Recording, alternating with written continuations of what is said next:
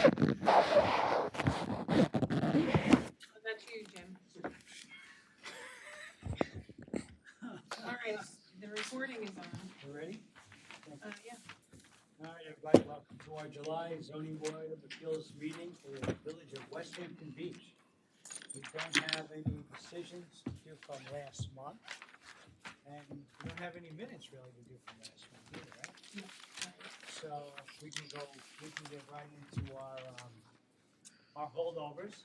And our first holdover is Lee and Helena Galgreen, 319 Dune Road. So we've got applicant request variance from 197.8C for proposed lot coverage of 26.9% of the total lot area where the maximum permitted is 20% from 197.35C for proposed rear deck with setback to the crest of the dune of 64.5 feet where the minimum required is 75. And also from 197.35C for proposed pool setback. The setback is 66.6 for the minimum required is 75 feet. And we have done some work on this. Yes, good evening for the applicant, James N. Hume, 323 Mill Road, Westhampton Beach. And my clients were so curious about the process here that tonight they're sitting in the back of the room just to see how this all works.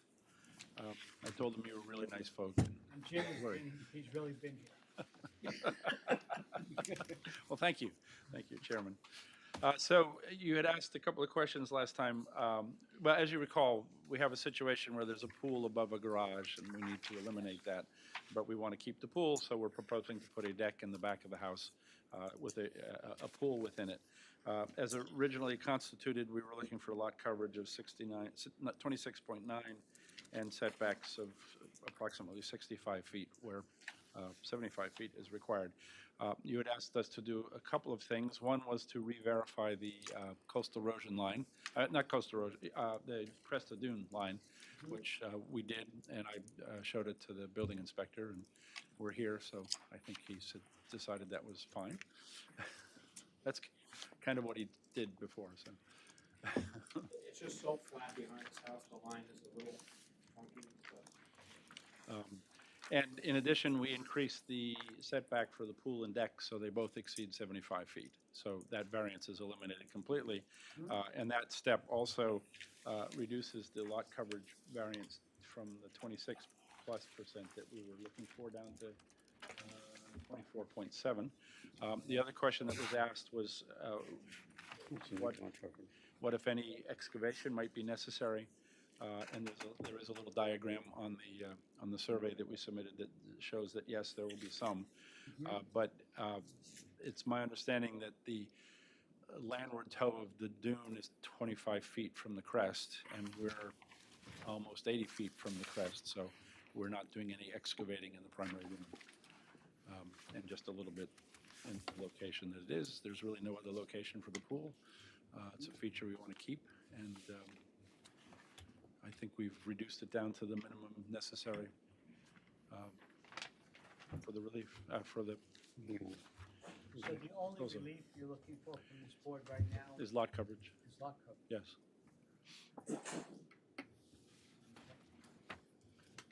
And tell me about what we're gonna have to do as far as excavation goes. There is a little drawing that the surveyor did that shows the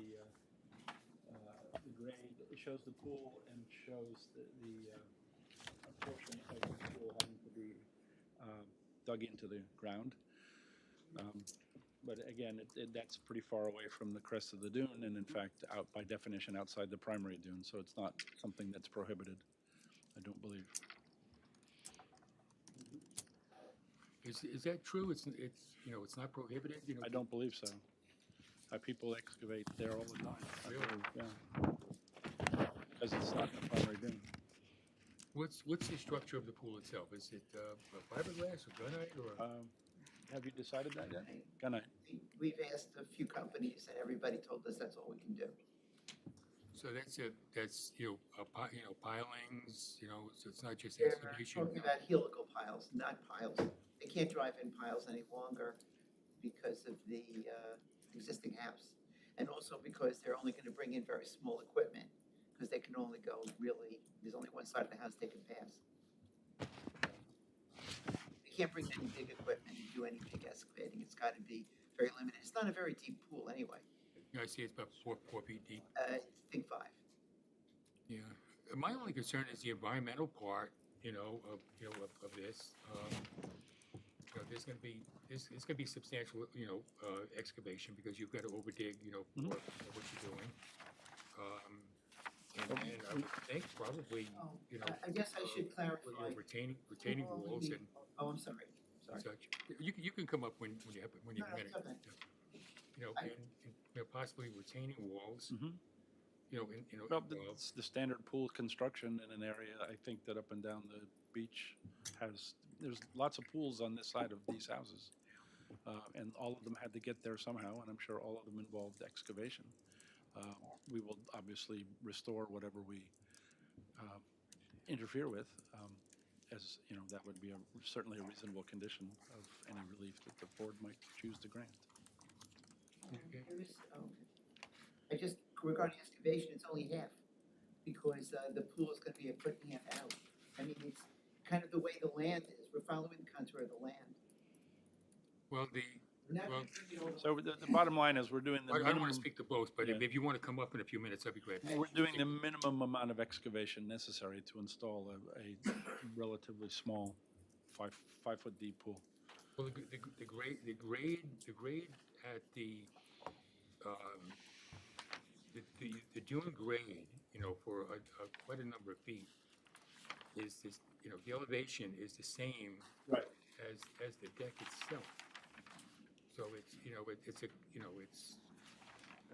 Well, this shows the deck at one point being several feet above the grade, and at the other point being right at grade, according to what the surveyor has drawn. So we're conceding that some excavation is necessary,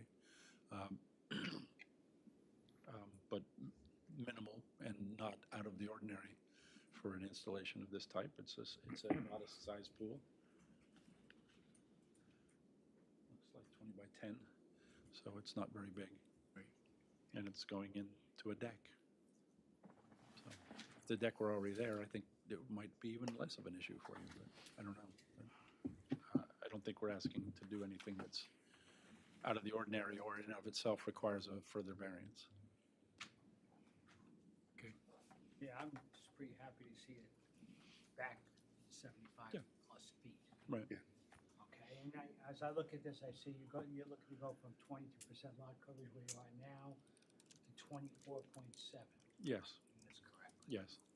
And that's solely because we would like to keep the feature a pool, and that's really this is really the only place it can go. It's the minimum, pretty minimum size, and it meets all of the other setbacks, so. Kind of a unique situation, having Yeah. a pool over the garage. Right. Yeah, it probably sounded like a great idea when they built the house, but it turned out not to be so good. So that's why we're here. I think your client had something she I think wanted to she's say. I think she's good. I think she's answered all. I think she's good. Okay. Anybody else have anything to say on this application? Board members? No. We're all done here. Okay, Jim, thank you. Thank you. I'm gonna make a motion that we close this hearing for decision. Second. At our next meeting, which will be in August. My goodness. Second one, Wow. Jim, all in favor? Aye. Thank you. While I'm here, I had submitted a letter last week on 165 Dune Road.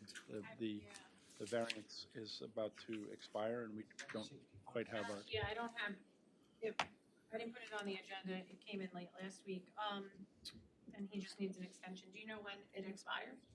It was issued on, let's see, July 21st, 2022. So Is it good for a year? that's tomorrow. It's going to expire. I would ask for another year. That was 165 Dune Road. Yeah. What was that one?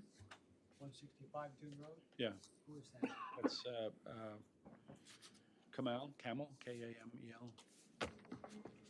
The corporation is Bella 165 LLC. Got it. Okay, so you wanna know if we can extend that? Yes, Year? please, 1 year, if you could, You want a 1-year extension I on could, that? yes, So it'll be July of 2024. right. All right, I'll make a motion, we give that extension on there. Second. Second by John, all in favor? Aye. All right, Jim, Thank you very much, I appreciate your you're time. looking to get out of here, huh? I am, yeah. It's a beautiful sunny day. There you go, Jim, thank you very much, have a good night. Thank you.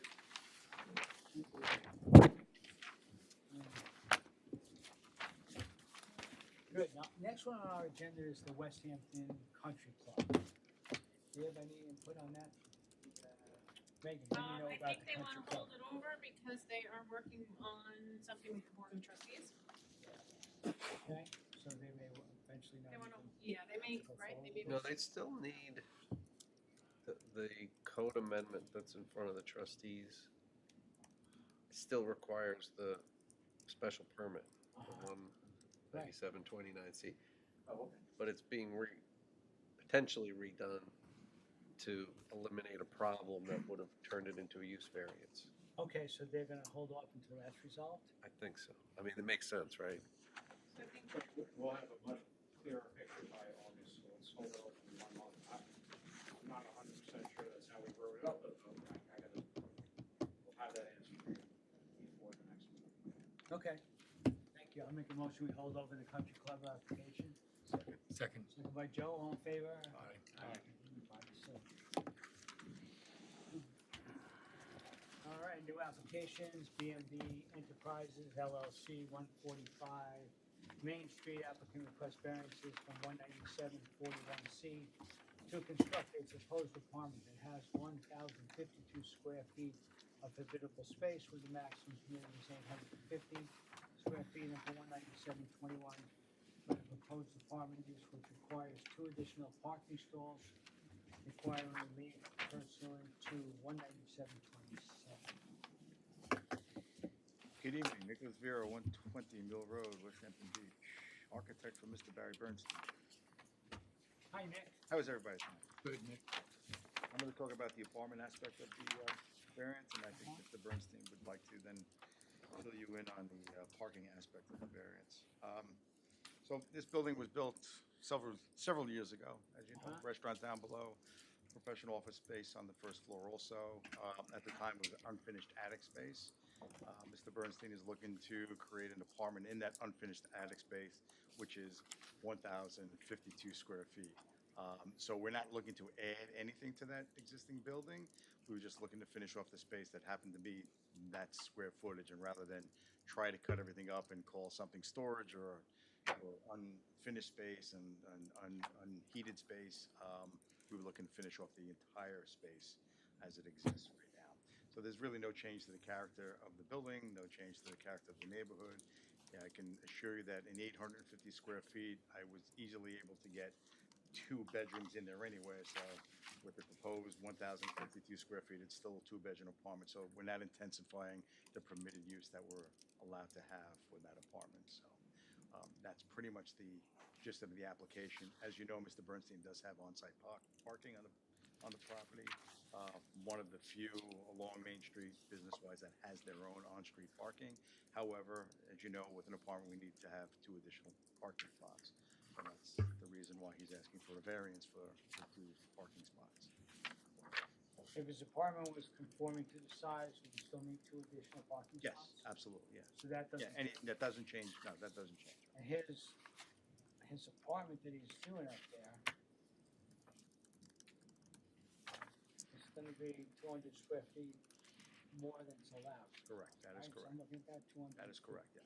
Yeah, when we designed the building, I mean, the attic space, the unfinished attic space was designed, with a department and, planned for the future if Right, we ever knew that we were gonna have, but again, not knowing what the size of those were gonna be, maybe there was gonna be 2, but, we are permitted in 1.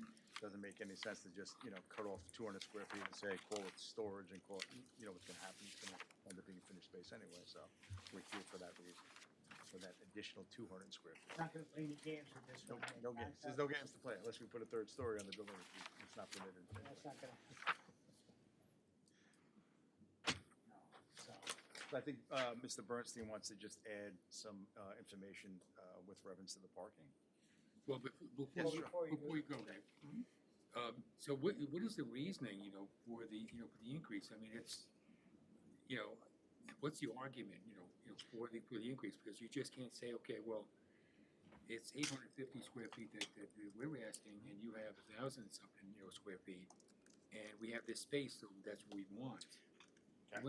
What's your argument? The space, the point was that the space was there. There was designed as the roof line, as this, as a proposed down the future, one day down the road when we have sewers and things were gonna change into, the square footage to allow apartments, which was encouraged. And I think that's the reason why, we changed a lot of the zoning over the years for that reason. So it was just the nature of the building. We had a certain size building on the first floor. We put an unfinished second floor attic at the time. And I don't remember if we came before this board for any aspect of Mr. Bernstein's project. I don't remember. It took us, 10 years probably to get everything approved. And so I don't remember, but it was designated as unfinished attic storage, okay? And to get the look that we wanted on that building, that two-story look, which is consistent with the rest of Main Street, we had that unfinished attic space up there. So rather than try to cut, everything up and say, okay, well, here's what we're gonna do. We're gonna call this as, unfinished storage, whatever you want. The suggestion was, why don't we just ask for a variance for relief of that extra 200 square feet? And like I said, Joe, it's not increasing, it doesn't increase the nonconformity, it doesn't intensify the use of what's permitted. It would still be a two-bedroom apartment. It's not like we're adding another apartment up there. 2 bedrooms is 2 bedrooms. The same amount of people are going to be up there. It's just a little bit bigger than what the code, calls for. But that's, that's all well and good, but the problem is this, is that's not our decision to make, in my opinion. That's more of a trustee decision. I mean, if they, if they wanted 1,000 square feet, they would have said 1,000 or 800 or 900 or whatever it is. But, they chose, the 800 number. So unless there's an argument from you that we can address, it makes it difficult. That's all. Now, the staircases that are in the plan, are they calculated into that space also? No, they're not calculated into that space. The staircase are not calculated into the Oh, finished. so you took them out? We took those out, yeah. Okay. We took the calculation for the Right, so it's habitable space you're talking about? That's correct, habitable space, right. Right. And again, from the rear of the building to the front of the building to the side of the building, if you had walked up there in that vacant space, that vacant space existed. I don't remember, Brad, you can help me, when did the code change for that 850 square feet? Because I think that was a recent change, as I What are you saying about the change in the square foot? when we were allowed to do up to 850 square feet of second floor apartments Up in to, that zone, yeah. okay? At the time, we weren't, Decrease. I'm sorry? Didn't decrease. It didn't decrease, Well, no. go up. Yeah, it went up, but like I said, the space was already there, okay? And, from my perspective, and I think from Mr. Bernstein's perspective, and I also think from the building inspector's perspective, is that, the space is there. Don't try to cut up the space and call something that it's not, okay, necessarily, because I can say, we can do a 200 square foot unheated closet up there, but is that what we really want to try to do, is, to get down to that 850 square feet? You could do something with the landing at the top of the stairs. I mean, We could, but the landing at the top of the stairs is just coming up into that apartment, so, but, it's still finished space, whether or not it's in that apartment. Am I gonna have a 200 square foot landing up there? Again, that's just the nature of the building that was there, so. You weren't speaking for the building inspector, were you? No, I wasn't speaking for the. I thought you said from the building inspector's perspective. Well, again, I think when He's Brad here, gave, if you wanted to say when something. Brad gave us the denial letter, he said either, you can go back and, try to cut the space up for 850 square feet, or go to the board. I thought you could have a bigger landing at the top of the stairs between the office and the apartment, but I think what you said was, it's still too much space, which does make sense. You probably couldn't cut it all the way down to 850. Yeah, I mean, here's 200 square feet right here, from where I'm standing to the back wall, and that becomes a landing. So, do we really want to have that? When I'm, being truthful and saying, here's the space that we have. It's still the same amount of bedrooms, still the same amount of bathrooms, it's still the same use. It's gonna be a tenant up there for a 2-bedroom apartment. It's not like we're trying to say it's gonna be a 4-bedroom apartment when it's not going to be. So that's the argument. The space was there. That's the way the building was designed years ago, Joe. Not knowing where we were gonna be down the road with, with an apartment. And then we're asking this board to utilize that space as finished space for a two-bedroom apartment. That's the gist of the variance application. Wasn't done deliberately, 10 years ago when we designed the building, saying, oh, we'll come back to the board and ask them for a variance. I mean, it's just the way the building was designed. 2005 is the last update of that section. That includes the 850. But it originally did go in the code in 1990. I don't know what it said. We're going through this now, and I'm going back to, I remember something, we did a variance on this property. I don't remember exactly what it was. But we don't have that in the file, the application says that no. The question here that says, and I kind of breezed through it, and I apologize for that, but as a prior variance, special use permit or interpretation of it in the prior to this property, it's checked no. It says if yes, attach a copy, so we don't have any of that. I need to have that. I don't So there was a variance already on this property somewhere, Barry, right? If I can address that, please. Go, please. Okay, I'm not sure, but I Are think. you go up to the podium? Barry Bernstein on behalf of the applicant. I'm not sure, but I think that the variance that you're referring to might have been from my office because I needed two But it's parking on the property, on the property. so we have an incomplete file. I don't remember. No, I'm going through it now, and I'm remembering that we did something, some kind of a variance on this property, which is applicable to this hearing. Follow me? It might be, I just don't recall. The only thing I remember is, I'm sorry, I don't recall it. The only thing I remember is the Parking variances. parking variance from my, Parking. it was a parking variance from my office. To finish the office, you needed 250 square feet per parking space. The parking that was provided on site met all the downstairs uses. The upstairs uses had to be vacant. When we went to finish the office upstairs, we had to provide 2 parking spaces. So we got a parking variance from this board, planning board approved it, we paid the. Okay, the so, fee but and we did have a variance. Yeah, Okay, So, Tony, does that make this application change? He's not asking for a parking variance, right? Oh, he is. Yeah, he is. That's what we're doing. Second part of this is parking variance. Oh, and 2 additional parking stalls. Right. I mean, I don't think it changes it's not like it changes the advertisement, right? I don't see why it would change the advertisement. Well, he said that he didn't have a variance, but he made a mistake, and he does have one. I think you need to include it in the record because it's essentially a cumulative variance, but I don't think it changes whether you have the power to go forward. We don't have to re-advertise anything, I right? don't think you have to re-advertise, Okay, thanks, I just wanted to be clear about that. but it should be part of the record because that's, Yeah, oh yeah, well, we'll get that submitted for sure. Because I'm not sure how many parking spaces we had to have on that previous variance. Well, there's 13 spaces at the property. One is a handicap, and then there's 12 regular spaces. And when I had my office, I needed 2 additional spaces for the That was office, a variance. and I applied for a variance for those 2 spaces, and it was granted. Okay. was there something that had to do with the library too, and parking at the library? Yes, that's correct. Yes, there is. What was that? It's an arrangement with the library that they can, if they want to park in our parking lot, they can. If we want to park in their parking lot, we can. And Were they? That's- Yeah, I just can't remember. Were they asking for a variance So at one point? one of his spots and partial of a spot is located in the library property, so they had a cross parking. So he was deemed to have met the requirement for the downstairs with that allowance. Okay. We went back and forth quite a few times with that. if I can address the issue about the size of the apartment for a moment, when this was contemplated many years ago, we weren't really sure what the code would be at the time, if it ever came about that we'd have sewers and I'd be able to do this.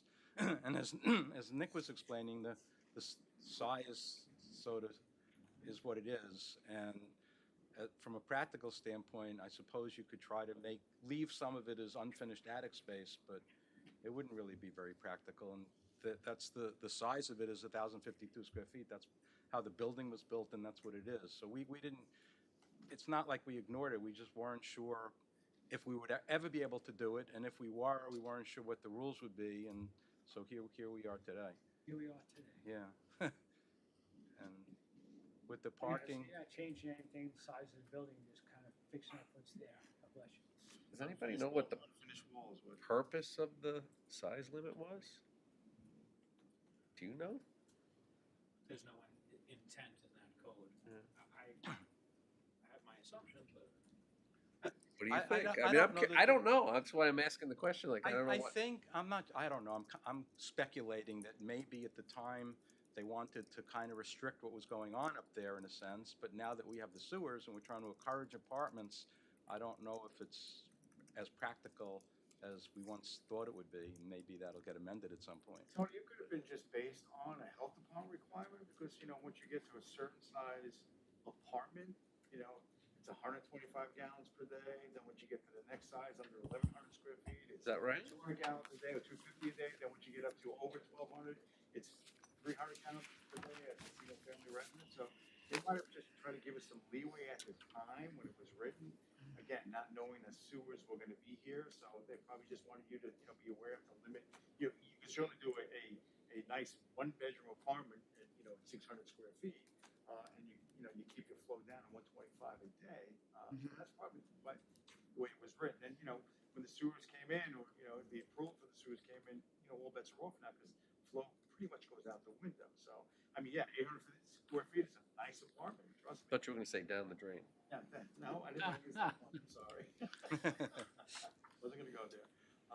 But yeah, I mean, 850 square feet is a nice apartment, but, we would have to really just start chopping up unnecessarily, 200 square feet it doesn't make any sense. I mean, a 200 square foot, maybe a 100 square foot landing, reduce it 100 square feet, but, where's that gonna, it's not gonna intensify the use.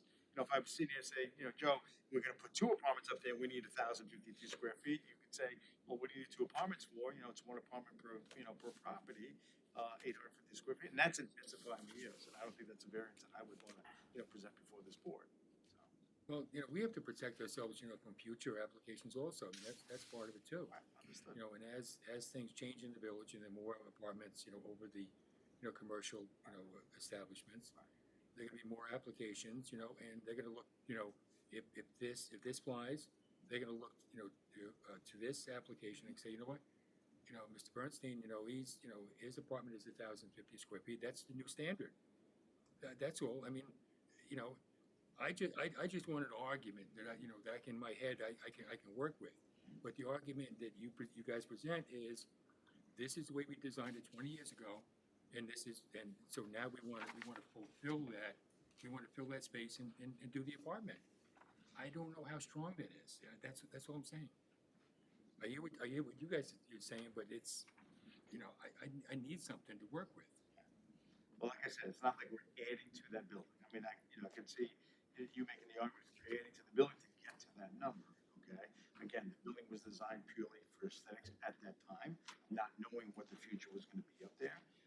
And if we were gonna be limited to 600 square feet of apartment, obviously we would be making an application for 1,052 square feet. So, the 850 square feet is pretty, it's pretty broad. Again, but without cutting up that space, it just doesn't make any sense. And how do we enforce that? Were they gonna be closets, still part of an apartment, storage, still part of something else on the, on the first? The calculation has to be in there some way, okay? When we calculated that as unfinished space, we met the requirements of the zoning at the time before, the apartment rule really came into play, and the sewers went into play. So, I mean, that's really the argument. It wasn't that intentional, just that we, designed it to leave for aesthetics on that side, on that piece of property. Well, the 850 was in place, when we designed it. Understood, but again, not knowing what he was gonna do with that. I think at one time we started thinking about doing professional office space upstairs. Okay. So there were a whole lots of things that we were looking to do at the time. And now with the sewers came in and, the flow, is now favorable for an apartment. Right. Here we are. Right. Okay, that's the argument. Sure, okay. So, just to put in, curious about this thing. 2005 is when we put the accessory apartment code in. That was the maximum size for an accessory apartment as well. So it seems like there was probably a master plan update residential in that time frame that said, we need more housing options, accessory apartments in the residential, units over the commercial. 850 was a nice maximum for a 2-bedroom, so it wouldn't lead to 3-bedroom units or families per se, more like more affordable or younger families or in the White House. That's what it becomes. There is a health department standard that is, it says between 601 and 1200, so it's kind of. Maybe here's a practical way to not set a precedent, if that's what seems like what you're wondering. The question to you two is there any other way to carve up this existing space in a different way that would be able to utilize it without requiring a variance as apartments? I guess it would be an interpretation then of what that 200 square feet that we're eliminating from the apartment is gonna be called. Is it gonna be called, is it gonna be a landing? How do we calculate that back into that finished space? I mean, it has to be a finished space if it's a landing, so I don't think that's such a good idea to look at. Does it become, unheated storage space somewhere up there also? And again, we can do that, but what's to become, he sells the building, somebody goes up there and finishes that space, right? I'm just playing devil's advocate. What do we call that space and how does it get enforced by? My question was more like, is there a different way to carve up? You have a rectangle essentially. Is there a different way to carve it up to apartments or something? And this could be a softball. I'm not necessarily asking it as a, putting you on the spot, but is that an argument to make that you have a rectangle of space and this is the only practical way to utilize it? That's my question. Like, make that argument that this is really the only practical way to utilize it. I don't know. You want to give it a shot? I mean, the idea of, it's now unfinished attic space, so turning it into a finished apartment, if you left 200 feet unfinished space, it wouldn't really make any sense. There's no place to segregate it off. And when we originally were thinking about what would happen up there, it was always the idea to put an apartment up there. We didn't know where we would be today and wouldn't know, is it going to be 850? Is there going to be no restriction? We just didn't know. And as Nick was pointing out, the building was designed and constructed in a certain way to conform with aesthetics and how the street looks and all that, and that's how it laid out. And we didn't really focus on it too much until we. So we know we couldn't get approval for an apartment in our office up there at the time because of, the restrictions that we have in planning and parking. Well, picking up on what Tony was addressing, I mean, I think there is a lot of creativity in this second floor. I mean, would you look at maybe taking a little bit from the office, giving it to the residential and making 2 apartments? I mean, there is other options. Are we allowed to have 2 apartments in that space? And you would need 4 parking. Right. And so it would be our variance, so they'll increase, 2 apartments. Yeah. 4 spots. I mean, granted, I know that we have parking. Unless one comes off the office. I don't know what triggered the office variance that they already got. So they met the parking, finished ground floor between the luncheonette and the real estate office. The square footage of the finished office upstairs, they require 2 more parking. It's a square footage, so it's 1 per 250. Apartments are 2, if you have a 1-bedroom or 2-bedroom, it's 2 parking stalls. If you have a 3-bedroom, then you have a 3rd parking stall, but that's not gonna do that anyway, so it doesn't matter if it's a 1-bedroom apartment or a 2-bedroom apartment, it's still 2 parking stalls. An extra apartment is extra parking, obviously. Yeah. So office is 1 per 250? And how big is that office? I don't know, about 500 feet or Yeah, something. it's a little less than 500 square. The hallway, the staircase leads up, and then the hallway's in the middle, and the office is on one side, the apartment's on the other side, so it's kind of hard to work them together, so to speak. I don't think I'd be able to take space from one and put it in the other. I don't know that it would really work out that way. I wish it would, but. And then again, I think, if we go down that route and cut that up, then you're intensifying, intensifying non-conformity. Now you have 2 apartments, still an office, more parking, and more people up in that space. Yep. And sanitary flow going into the sewer, because we only get so many gallons per day going into the sewer, so, and so the argument is with the. Are you actually hooked up to the sewer No, then? not yet, right? Yes, we are. Oh, you are, yes, okay, okay. You are? Yes, we are. Okay. So, the argument is, do you want to intensify the use by introducing another apartment, or do you, the additional 200 square feet, which is there, that we're not adding to the space, we're not physically knocking down exterior walls to add 200 square feet, so we're really not intensifying the use. Yes, we're asking for 200 square feet of additional finished space for an apartment, but we're not intensifying the use. It's the same use, same tenant is gonna be in there, it's not gonna be, two family, it's gonna be one family. And his office stays the same, so I don't think, and again, maybe we can cut it up and reduce it a little bit, introduce some more unfinished space, I don't know where, without, going back into the plan, but again, the practicality of it is that the space is still there, so. The other thing is that if I don't know what I'm gonna wind up doing. My present intention is to use the apartment myself. I may rent it at some point, but if I use it, it's easy for me to leave 200 feet and say, it's unfinished, I'm leaving it alone. But, I don't know what's gonna happen in the future, and it makes it, from a practical standpoint, I'd rather just know that it's okay. And Joe, I think to your point, that if people are gonna come before this board, because, and I can't think of many buildings on Main Street that are gonna be, over that square footage, but I know there are a couple of apartments, especially over with the Beach Bakery, there are some larger apartments over this, I'm sorry. It was a nightmare. But that there's a certain amount of square footage of their apartment, so I don't know how many other buildings on Main Street would come before this board to a time, and I can't speak for that, but, I don't know where they came up with the 850 square feet. I mean, it is a good number, but, how did we derive at that number, so. Well, it's immaterial, really. I mean, that is the number. Right, no. So the code says, right. that's why we're wrestling with it. Right, but that's why this board is here, to hear, the argument of that, so. Again, I'm gonna hang my hat on that, we're not intensifying the use of the apartment. You can always go back, and if the board denies it, I'll go back and we'll cut the space up, that we won't either come here for a variance for the size of the apartment, just for the parking, so. No matter what we do, we still need, a parking variance.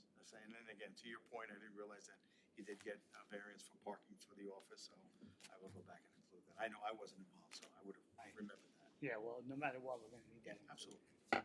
From my standpoint, it's basically, I guess it comes down to a hardship argument, and that, I don't know that there's another practical way to do it. And the other thing I wanted to ask is that if the board does decide to grant the variance for the parking, if we could hold up on any fee imposition until the parking study is completed, so that we can determine what the fee will be at that time. Well, you can hold off on pulling a building permit if you want. That's up to you. Be a condition of the building. Yeah, it'd be a condition of getting your permit, but they can't give you a variance right now, the way the code stands, can't give you a variance without the parking fee. Okay. So, but you don't have to pull a permit, like you could, if you were to get a parking variance, you could hold off on finishing the space. And you would just pay the fee at the time of the permit. Yeah. So if it gets changed, you would pay that fee, Yeah, that works. assuming that it gets granted. Yeah, if it does, yes. We don't wanna get ahead of ourselves. Yeah, nobody knows what's gonna happen with that study. Like, Right. for all you know, it could be the opposite direction. I'm just. That's right. It might. Knows. It's true. I'm gonna ask, to hold it over until I get you the information on those variances, and that's okay. I don't think we need to hold it over for the variance. You can just get that for us and we'll include it into the file. More better than, More better, yeah. more better. But I don't think we need to hold it over. The variance, I mean, it was given, we'll put that into the, part of the record. It should have been here and I missed it even when I reviewed it. So, it is on the applicant, but usually I pick up on that. So, I don't have anything else. I think we've gone round and around pretty good about this. Well, just a question, Nick, did you say that you wanted to rework it, or I misunderstood something? Again, I don't know what the benefit, Joe, honestly. Okay. Other than the fact that, if the board does grant the variance, I understand that, that's a precedent, and it's gonna possibly put you in a different position. Somebody else else comes before you with something similar to this, again, we didn't force the issue. The space was there, okay? And it was, you know, trying to cut that space up kind of doesn't make any sense. Because 200 square feet is gonna be flying out there somewhere. It's all under the same roof. We're not changing that, that roof. Like, we can't add more mechanical space than what we need. And I don't think, you know, a 200 square foot landing is definitely not the answer for that, because it has to be furnished, it has to be heated, it's really the same space, it becomes common space, and half of that goes into the office, half of that goes into the building, and may put the office into a, you know, a different square footage, which would require more, you know, parking variances, so, I mean, again, I can pretty much do whatever we want, but the practicality is, the space is there, it's all under the same roof, it's gonna be heated, conditioned space. So, I mean, what would you do with a denial on that, you know, I mean, you know what I'm saying, if it's, you know. I think, you know, I think then the hand would be forced, that, you know, we're not gonna get 1,052 square feet, because we're denied, and we have to just figure out a way to, you know, carve it up, and remember, we're front to back, window to window, I need egress, Okay. I need egress for the bedrooms, okay, I need egress out of the living space, so how much space, the stair is there, because that's where the stair was designed for, you know, the square footage we allowed for the restaurant and the additional office space, so not gonna move the staircase. Sure. So, you know, that's the building as it was designed from, you know, 20 years ago dictates where we are up on the second floor. Okay.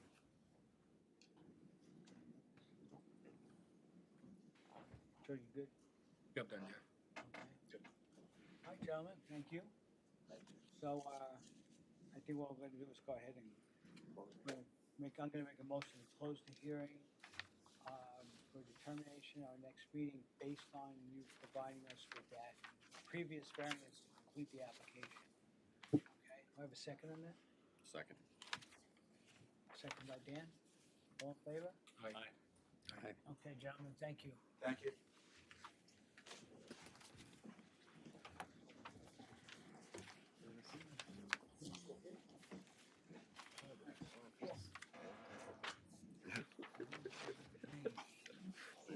All righty, David Weinstein, 7 Meadow Lane, applicant requests variance in 197-1 to legalize an as-built pool cabana with plumbing facilities of 351 square feet, where the maximum permitted is 200 square feet.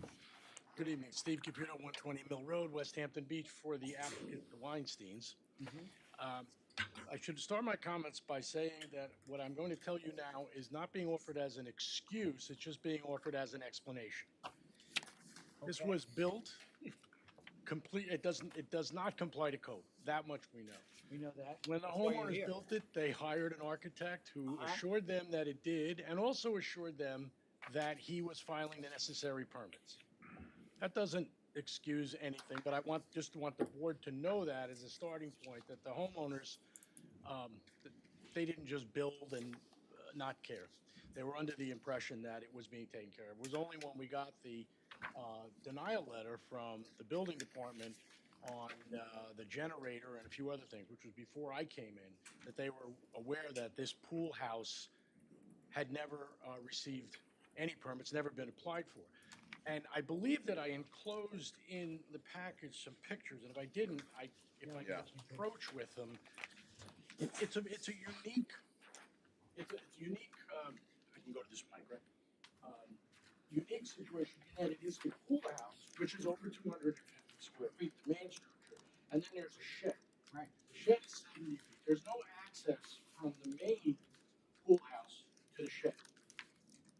Conditioned, not conditioned. Plumbing is made, so it's really 281, still over I understand it, but it's 281 and it's 70. It's not as if they built one entire habitable structure. But I believe the issue also, Brad, because I have the shed attached to the pool house, kind of causes me a bigger problem. No, I don't think the shed is under 100 square feet. It's in the rear yard, it's more than 10 feet from the front yard. I don't think I made an issue about the shed. I mean, the shed is right up against the cabana, but no, I thought I did. The pool house is what we're referring to, not the Right, shed. but the pool house itself, the main structure is only 280 square feet. I don't think so. Not off the plans? Nope. I got a problem with this application also. As I read this, it said the present owners purchased the property with the cabana in place. The date of construction is unknown. And you're saying something totally different. I've subsequently learned from them that they built it in 2022. That's not what this application says. I've subsequently learned that after talking to them. I can revise the application for you if you want, but they made me aware when they were able to finally provide me with plans, which are interesting in that it's very obvious on the plans what's missing. They're not stamped, they're not sealed. So I don't really know, I don't know this architectural firm, they're out of Hampton Bays, I've never heard of them. Doesn't mean that, they're here or there, I just never heard of them. But he ran and left, so I have the cabana as 13.7 feet by. Oh, I just got, I'm sorry. Yeah, I just did the math. You're old. I went to half number, not the full number. So it is 350, so I take that back, that was on me, math was never my best subject. Well, I always assume you're right, because math was a good subject for you. Not a great subject for me. And none of that really has anything to do with it being in front of you. The fact of the matter is, it is too large, and that's why they're here on the variance. I just wanted to make the board aware that it wasn't done building it and we'll try to legalize it later. They really thought that this architect, first of all, he did even give them information that this was fine, you're fine with the code. I'm not so sure he wasn't addressing setbacks. I really can't make heads or tails of what went back and forth. Do we have anything about that? I didn't see I anything. have nothing on him. Yeah, I mean, do we have anything to show that what the homeowners got to say that everything was conforming? I mean, we have a contract or anything on this? There was some issues with an expediter, a previous expediter, not Steve. Uh-huh. The homeowner had hired. Like I did see that. There was old paperwork. There was a lot of back and forth with my office trying to get this stuff done. There were some challenges there, I'm sure, but we try not to talk about enforcement because I don't want to prejudice these applications. Like, obviously, it's legalization. It's there. Right. We have to figure out what we're doing. I mean, you build something on your property, you need a permit. I don't care who you are. I mean, you should know, and the contractor should know, and there's a plumber in there, and hopefully this is hooked up to sanitary, but we have to cross that bridge as well. I mean, Right. it's hard for me to buy the argument of, well, they didn't know, and they didn't know, and they didn't know. Like, does anyone have a permit in hands? Then you should know. And my Really? office did issue multiple violations and stop work orders and try to, catch them over there. And it kept going. That Well, was there, before Steve. I don't need to say anything. no, but he knows the history better than I do. I've been trying to get the paperwork from the prior expediter, anything that they have, and there's really, none of it exists. I'm not surprised by that it doesn't exist. That doesn't Based shock on me at this, I all, was- because yeah. it's not going to be good. So in their defense, and certainly what Brad is saying is something that I've even spoke to them about, you can't build without a permit. The response, they said, well, our architect and contractor were taking care of that. I've also explained that doesn't mean that you're in the clear here. You're the homeowner. So that's what I'm saying, not as an excuse, but by way of explanation how they got to this point. But they realize they have a problem, and that's why I guess they came to me, and that's why we're trying to get this thing fixed, if we can. But I know you don't like applications in front of this board where we're coming in asking for forgiveness. I understand that. And if we could go back in time, I would tell them not to build it, but it's there. Well, they could have built it, the 200 square feet without the plumbing. I mean, that looks like a pretty cozy place back there. It's very nice, but you'll notice from the pictures, at least to be somewhat facetious, at least it's one story. It's consistent with the property. It's not an eyesore from the road. It's not an eyesore from the neighbor. It's a nice pool house. I don't know that I would classify it as modest. It might be a little bit more than modest, Okay. but it's a very nice one-story pool house that is in line with the one-story house in terms of the way it's decorated. We'll give you that. What everybody's, sorry. Go ahead. I was just gonna say, what everybody's told when they come here asking for this exact same variance is the reason the 200 square foot rule exists is because that was deemed a point where, once you get over 200 square feet, it's very easy to put sleeping quarters in buildings like this that have plumbing. And everybody's told the same exact thing when they, because, you know, I've been doing this you guys have all been on the board longer than that. I've seen this exact variance come up dozens of times, you know, and the board always turns them down, I gotta say, like, because that rule exists for a very specific reason.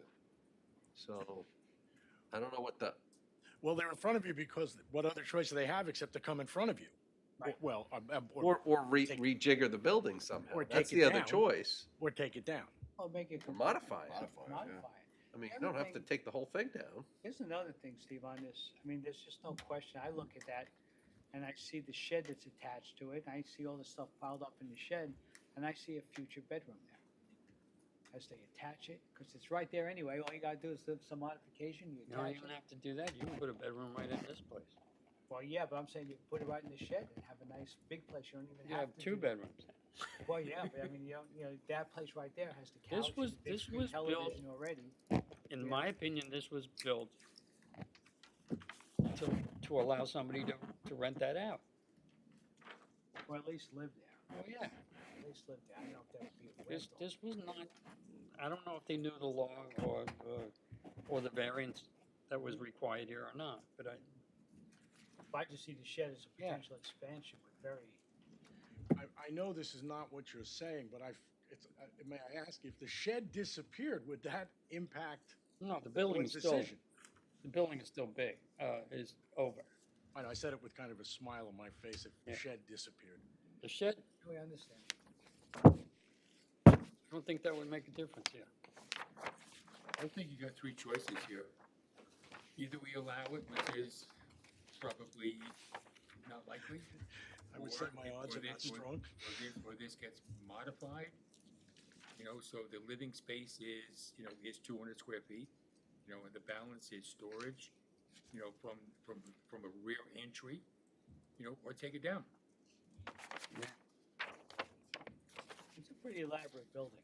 I mean, you know, it's pretty elaborate. I mean, it's not a inexpensive pool house.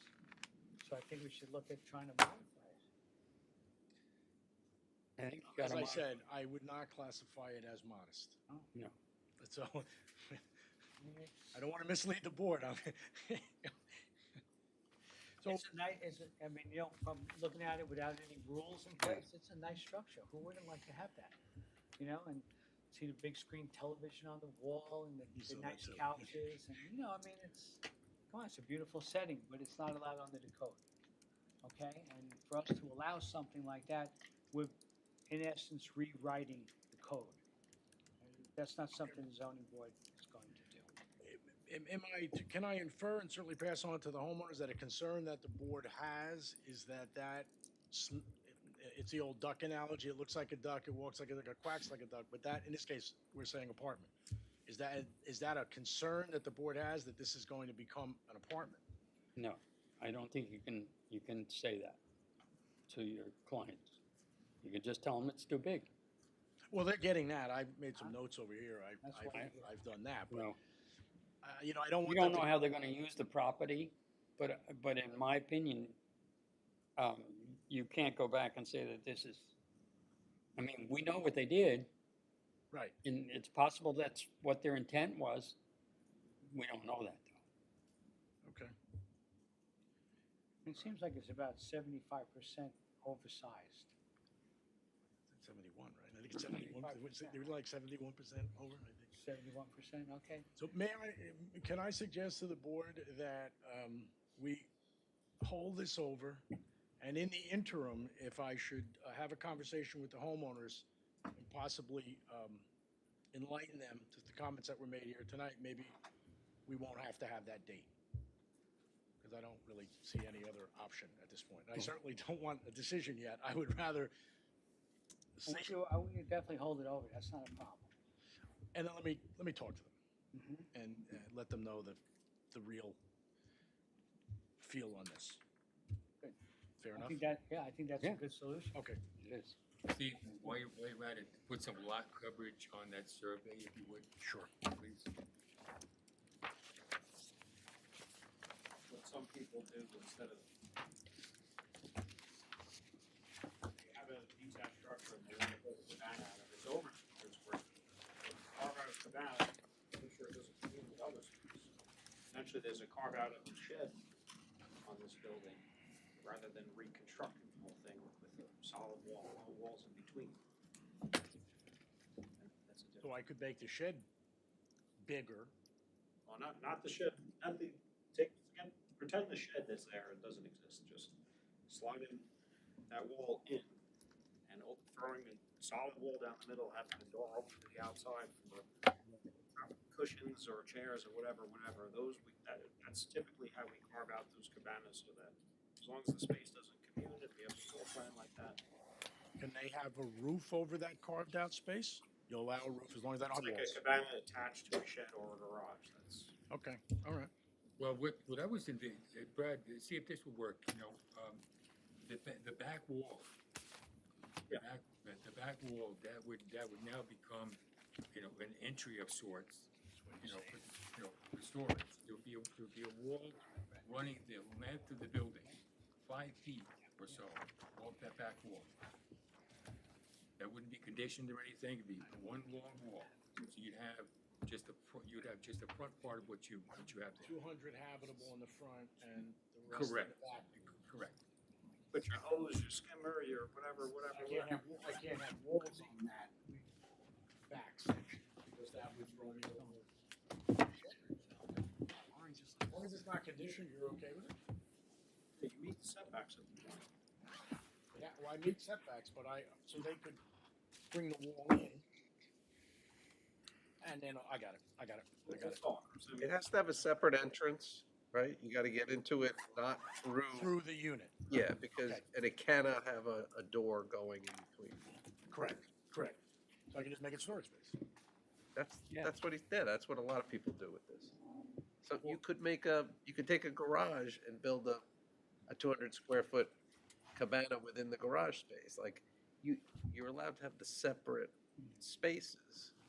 And I just know can't have every them be- time, and I don't mean to, but I could do it the other way. Couldn't I move the front wall, take off the front wall that faces the pool, remove that, leave the roof line, move the exterior wall in maybe 6 feet? Now I have a patio, a covered patio, and then a unit. Yeah. All right, I got We it. have some alternatives for you, to work on with the homeowner. We're gonna have a chat. Yeah, good. Okay.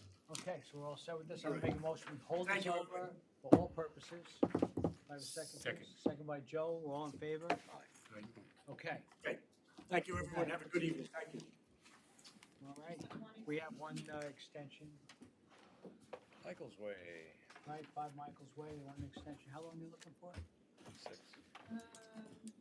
Expires on January 21, they need a retroactive extension from January 21 for an additional 6 months. So they wanna go from January 21, they wanna go from January to January? Cause if they go January to July, the 6 months is up. Yeah. Okay, From January 21, we'll give them the January to January, 24. okay? Make a motion, we do that? Second. Approve that variance, second, not variance for the extension, second by John, all in favor? Okay. That concludes our business for tonight. I make a motion that we close tonight's hearing. Second. Second by Jim, all in favor? Aye. All right, we're out.